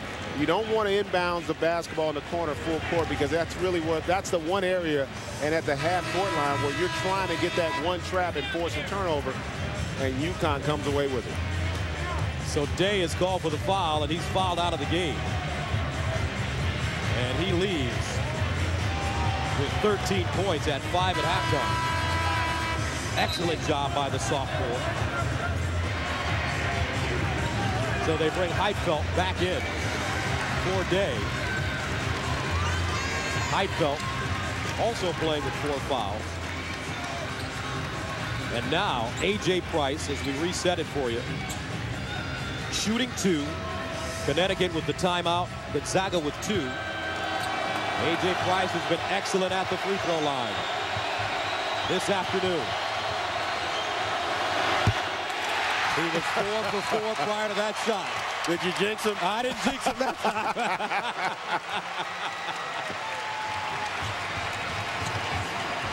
On the season, A.J. not a very good foul shooter. One more coming. And the second one goes down. Full court pressure now. Connecticut looking for a turnover. Gray in trouble. And he got a timeout. 72-71, Gonzaga. So what do you do? 29.6 to go. Shot clock turned off. UConn eventually will have to foul. They will. The problem, though, is they're going to also give up 2 free throws. And Gonzaga has the advantage of having 3 or 4 guards on the floor who are all basically solid free throw shooters. You're going to try and get a steal. You don't have to foul right away. I'd take 7-8 seconds, maybe even 10, to try to come up with that steal. Pargo's the one guy who doesn't shoot it well from the free throw line, 61, so he's probably going to be the target. But still, having said that, I think you try to get that steal as they just did on the possession prior to this timeout being called. So a lot of time you don't want to panic and just create a hastily foul if you're UConn. You want to make sure you play tough defense and try to get a steal. So the Zags as a team, ironically, as good as they are offensively, only a 69% free throw shooting team. You would think that that number would be better. Bolden, who handles the ball, is a 68% shooter. Pargo, a 61% shooter. Day is already checked out, fouling out. He's a 75% shooter. And we saw last year in the championship how important free throw shooting is. That's right, Memphis. You know, and again, when you're playing at this level, the elite teams, they're so evenly matched. It's oftentimes those little things that make the difference. Now, if you're Gonzaga, the one guy who you can count on, Stephen Gray, shooting 90% from the free throw line, so I would expect they want to try to get the ball in his hands. Connecticut does not foul. Now they foul. They went after a steal, couldn't get it, so Bolden fouled by Adrian, and Bolden will go to the line, as we mentioned. He's a 68% free throw shooter, 2 of 3 today. And even if he makes both, it's still a 1-possession game if you're UConn with a lot of time. Connecticut with 1 timeout left.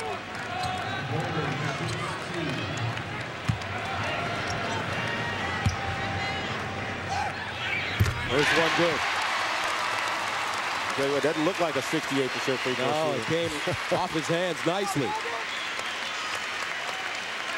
As you take a look at the reset, each team with the timeout left, both teams shooting in the double bonus. 2 free throws on every foul. It'll be interesting if he makes this to see if UConn goes for 3 or 2. That's a philosophical decision. Different coaches will do it different ways. Let's see. Here's Price. They get back into that 2-3 zone 20 seconds ago. Price kicks it out. Austrie for 3. Ball batted out. Picked up. Dyson. Price 11 to shoot. Price lets it go. Oh! How big is A.J. Price there? 6 seconds. Pargo to the bucket. Strip. Loose. Overtime in Seattle. What a finish as A.J. Price somehow got that one to fall. 6 threes. And we're tied at 74 at the end of regulation. And he doesn't force it. He does a good job. Has presence to stay behind that line. Good defense by Jeremy Pargo. And then Pargo has a chance here. Plenty of time. He's looking to attack. How about the block shot by Price as well at the end? The Amityville Horror. Big time shot as time expires. And we're tied at 74. The Connecticut bench. New life. Mark Few. We've got to still play, guys. 74-74. Gonzaga, Connecticut. Back for overtime after this. Welcome back. We're tied at 74, heading into overtime. Jim Calhoun isn't a Hall of Fame coach for no reason. Down the stretch, he put on a clinic. He really did a great job. You hear about quarterbacks in the NFL managing the game. Well, he managed the game with the beat, having those 4 fouls. And late in the game, he was able to get him out and had confidence in his team to come up with the play. And now they have the luxury of having him in the game for overtime. Conversely, you don't have Austin Day, the best all-around player for Gonzaga for this 5-minute stretch. So does Stephen Gray, does he step up like he did much throughout the course of this game and provide that lift offensively? So Connecticut led by as many as 11. Gonzaga led by as many as 11. And both teams fighting hard down the stretch. The toss and the tap in overtime controlled by Connecticut.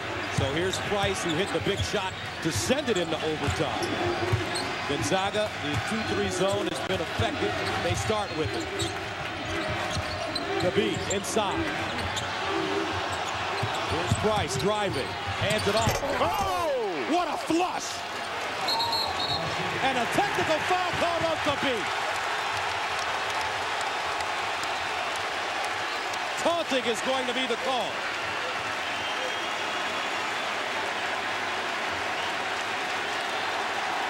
And that's his fifth.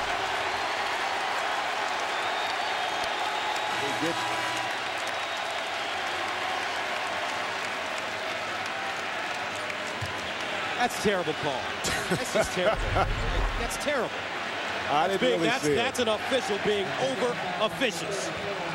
In overtime, you throw one of the best players out. Wow, that's a ridiculous call. Ridiculous. Gray doesn't make the free throw. So now Khabib is fouled out.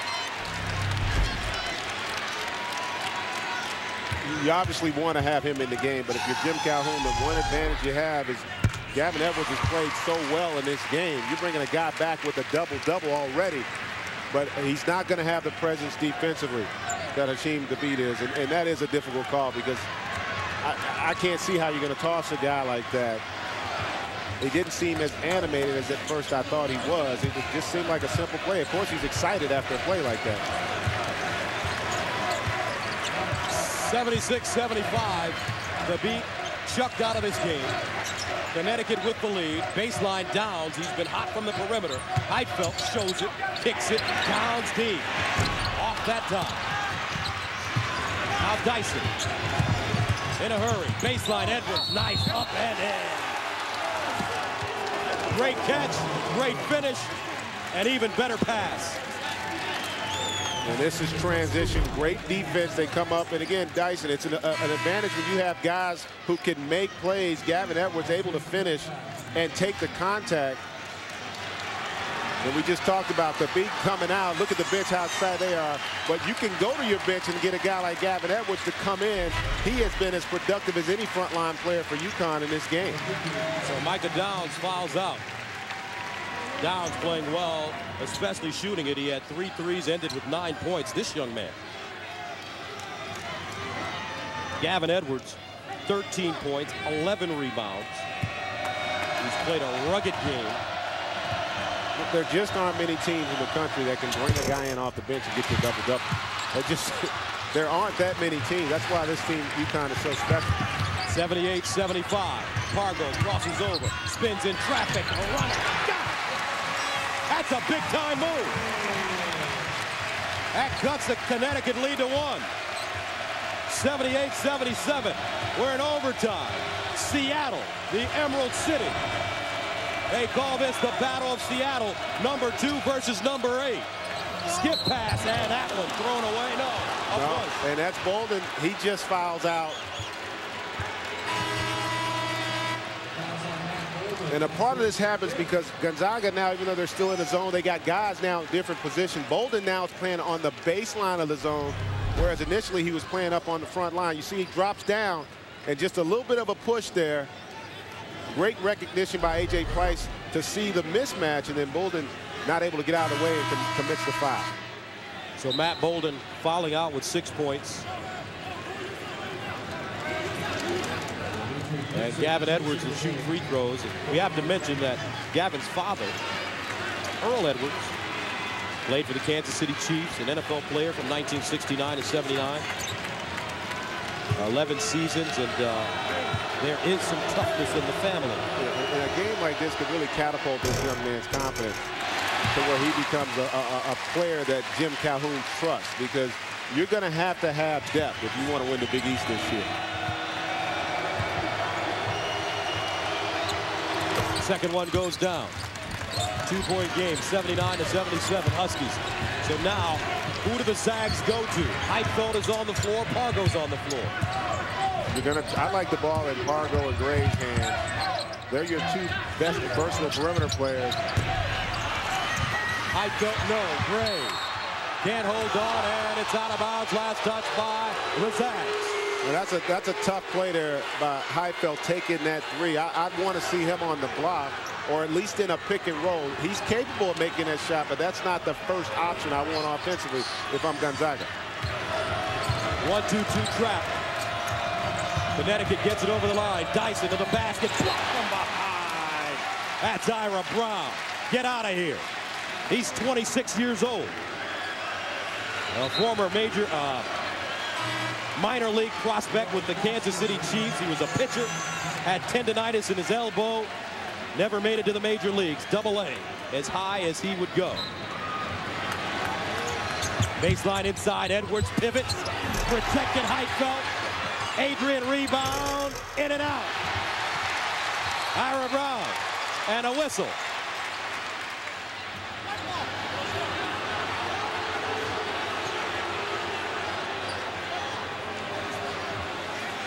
Not really sure what I think the it call was just an inadvertent whistle there by the official. And now Pargo will bring it up with Ira Brown. Foster is checked in. Goodson, the freshman point guard from Houston, and Gray, who lately has been quiet offensively. Pick and roll. Pargo turns. Keeps his dribble alive. Almost stripped and stripped. Dyson picked it from him. He's got Price with him. Dyson up and a foul.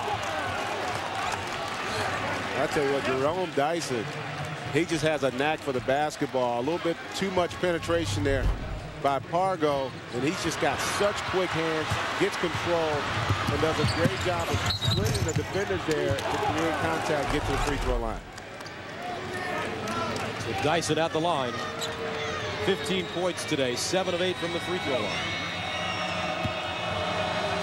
8 rebounds and 4 assists. The last 7 minutes of the game, UConn has done a great job of containing dribble penetration. They've really made Gonzaga exclusively a perimeter shooting basketball team. And that's really where they did not have success in the first half. It was about attacking the rim. They've gotten away from that, in part because UConn, I think, has really set down and using that quickness to keep them out of the paint.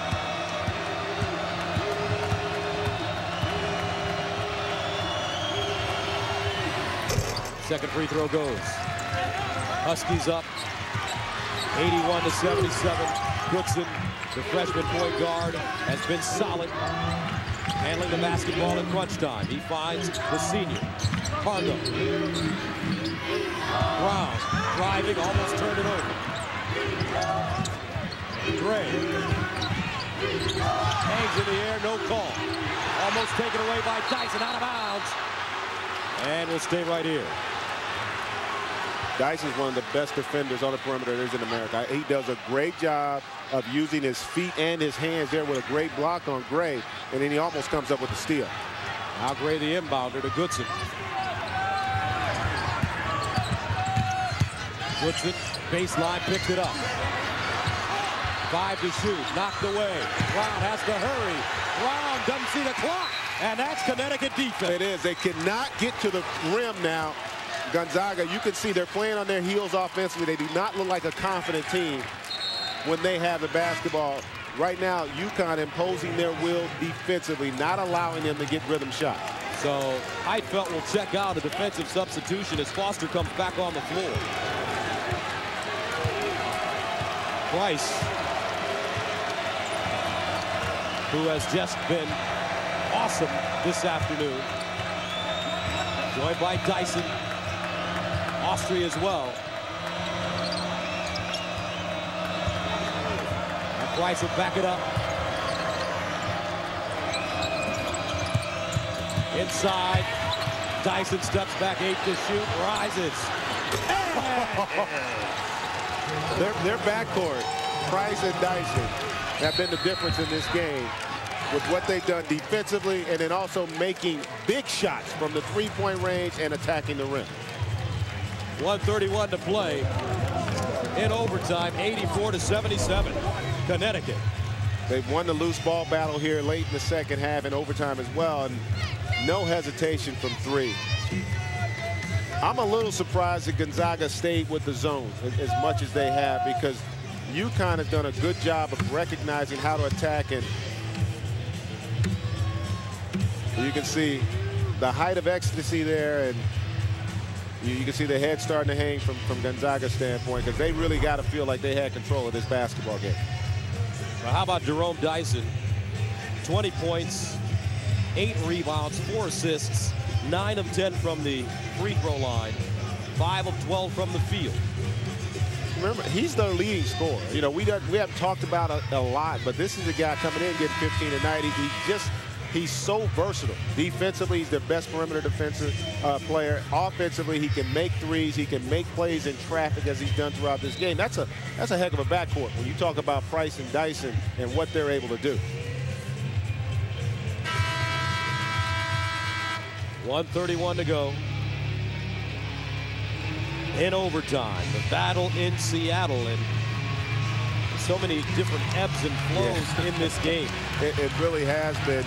You know, Bolden didn't have the kind of game they probably needed. Day fouling out, obviously. And really, Pargo, since about the 10-minute mark of the first half, has not had the kind of impact he had earlier. Has not been able to get to the rim. Pargo driving, cut off. Heitfeld pulls up.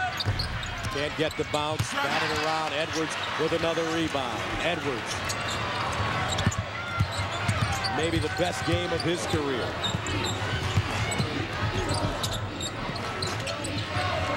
12 rebounds for Gavin Edwards.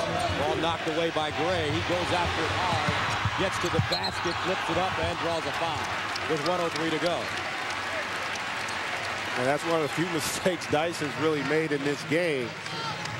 It allows Gray to get to the free throw line. And they're still with 1 minute 3 seconds left. That's a lot of time in this game if you're Gonzaga. They got to have some positive happen, though, because right now the confidence is not there for them offensively. So Stephen Gray at the line, 22 points today for a player that averages 9. First one goes down. He's a 90% free throw shooter. Dyson checking out of the game. He has a subtle limp as he talks to his head coach.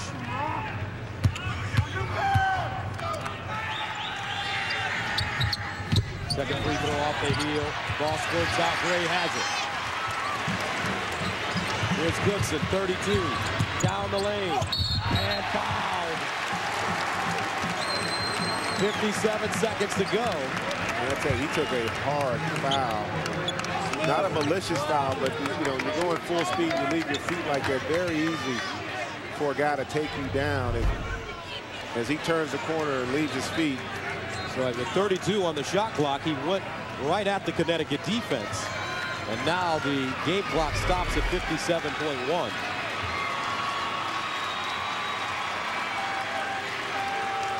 Now they're checking to see if he's going to be able to even stay in the game to shoot the free throws. He says he's okay. He's only a freshman, so you can't hurt one of those. You can't hurt a freshman. No, they feel no pain. No pain. As the great Keith Jackson would say, he's made out of rubber and steel.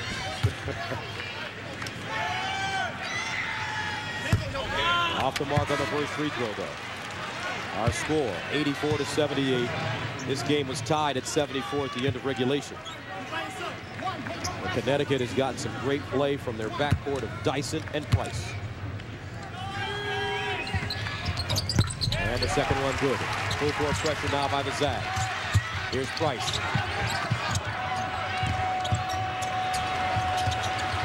And Gonzaga finally coming up with the foul. They foul Austrie. And make the walk to the other end of the floor. They had the ball in Price's hands, a 36% free throw shooter, but didn't foul him. And now they'll send a 78% free throw shooter to the line. And you don't foul right away, though, Gus, simply because you want to try to get a steal. You know, you'd ideally rather get the steal than give them the opportunity to score 2 points. And so you got to take the chance that maybe you can come up with one. They weren't able to, and then Pargo commits the foul. First one good for Greg Austrie. Austrie with 5 points today. He averages 11.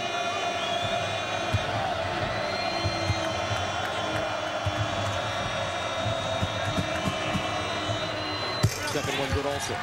51.8 to go. 86-79. Time running out for Gonzaga. Here's Goodson. Driving straight to the basket. Left hand there. Rebounded. And tracked down. Austrie lost an edge. Gets back up at the travel. And Jim Calhoun can't believe it. He's doing a dance on the sideline. I haven't seen Coach move that fast ever. That's a tough play to go against Austrie there. Great effort to come up with the ball, but he kind of slid, and Fisher calls him for the carry. The other issue right now, Gonzaga, because of all the fouls, they don't have three-point shooters in the game now. So it makes it much more difficult for them to try to come back. Pargo driving, kicks it out. Heitfeld 16, and gets it. 86, 81, and a kick ball. That ball kicked. Connecticut will hold on. 34.5 to go. Brown guards the ball. Adrian the inbound. Price. And Dyson. And a blocking foul called, and Dyson will go to the line. And he's the one guy you don't, if you're Gonzaga, want to send to the line. 9 out of 10 so far in the game, and you can just see he's got the confidence to go there and knock these down.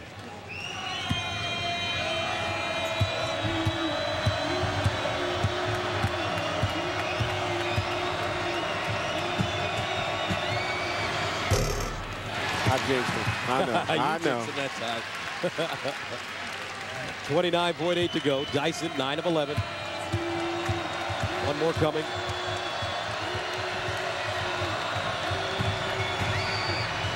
Second one good. 87-81. Pargo. Inside, lays it in. And a timeout called by Mark Few. Today's Chevrolet players of the game are A.J. Price. What a game. 6 threes, folks, including the last-second three to send this one into overtime. And Stephen Gray with 23 on 10 of 15 shooting. In recognition of continued excellence on and off the court, Chevrolet will make a contribution to each university's General Scholarship Fund to support the development of new technologies and innovation. And from UConn's perspective, it's not just that they win the game, it was how they had to win it. Without the beat, and then also going against the zone, something they struggled with a lot, but they figured out how to attack it, in part because A.J. Price started to get into the interior and make plays, and also had the ability to stretch it with the three. You know who the real MVP is? Yeah. That man. Absolutely. Jim Calhoun, the adjustments that he made, especially as you mentioned with the beat, being in foul trouble. Then he put Sticks Robinson at the perimeter as a defender. Got some good luck as well as Price managed to hit a number of shots. Austrie, Dyson, here's Price. He'll pull it back and draw a foul. And that's a great way of managing the clock if you're UConn. Even though you know you're going to get fouled, they basically ate up 2 possessions there. That's 10 seconds. Even though they do get the right guy on the line, A.J. Price, I'd rather make that trade in terms of the time, because he's shooting that poorly, folks, simply because he's coming off the knee surgery, ACL last year, and has not had an opportunity to develop a rhythm, but he's done it in this game thus far.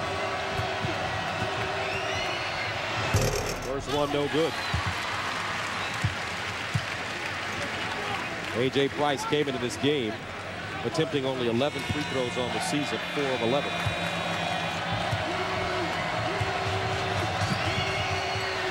And he gets a second. 88-83. Here comes Goodson, 12 seconds to go. Hands it off. Gray takes a three. In and out. Batted out. Picked up Dyson, and that should do it. The Connecticut Huskies come back after being down by 11. The Battle of Seattle goes to UConn. A.J. Price, the hero, 88-83 the final. So for Greg Anthony, Gus Johnson saying so long from the Emerald City, where Connecticut comes back from a double-digit deficit to win it. Tonight on CBS begins with the holiday comedy Elf, followed by 48 Hours Mystery. This has been a presentation of CBS Sports, home of the men's NCAA basketball championship. Don't take off for the holidays without seeing 60 Minutes on the state of airport security.